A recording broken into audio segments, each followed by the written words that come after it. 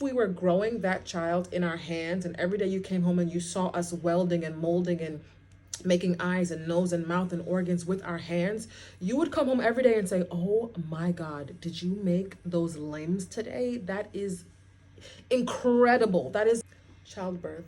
My default answer to anything and everything is childbirth. Why I don't really heavily contribute to any of the rent or bills or heavy lifting in the house? Childbirth. Why sometimes I get in a mood and the only thing that can cure that mood is ordering my favorite meal or emptying my cart on Amazon, Temu, Shein, and Fashion Nova? Childbirth. Why I don't drive? Childbirth. Why I sometimes get frustrated and I feel like the only thing that can help me right now is a vacation? Childbirth. I feel like I have already done my share for the rest of our lives. And granted, I am the primary caregiver for the kids. Like, my husband is a very amazing dad, but I am the default parent. I'm the breastfeeding parent. I am the homework parent. I am the Band-Aid on the knee parent. I'm the singing songs parent. I'm the storytime, bedtime parent. So granted, I'm still very hands-on cooking and cleaning and maintaining my household. But when it comes to any of the financial strain or having to think of anything, like I did my part already. I did my share.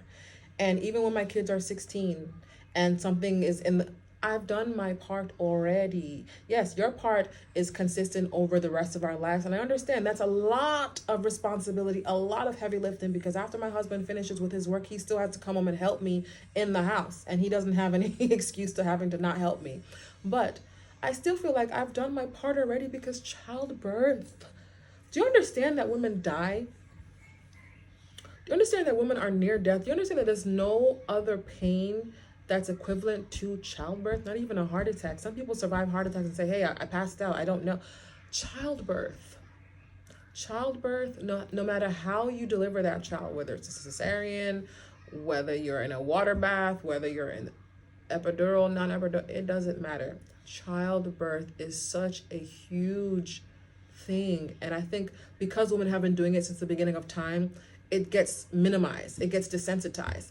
If we were growing that child in our hands and every day you came home and you saw us welding and molding and making eyes and nose and mouth and organs with our hands, you would come home every day and say, oh my God, did you make those limbs today? That is incredible. That is the most amazing thing I've ever seen with my eyes. But because it's happening inside of our bodies and we're still on the couch eating a bag of hot Cheetos, you're just like, oh, my wife's pregnant. No.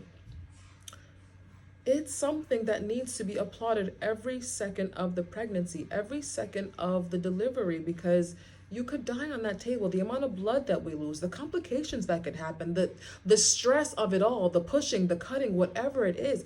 Childbirth is the reason why I am not contributing to the bills.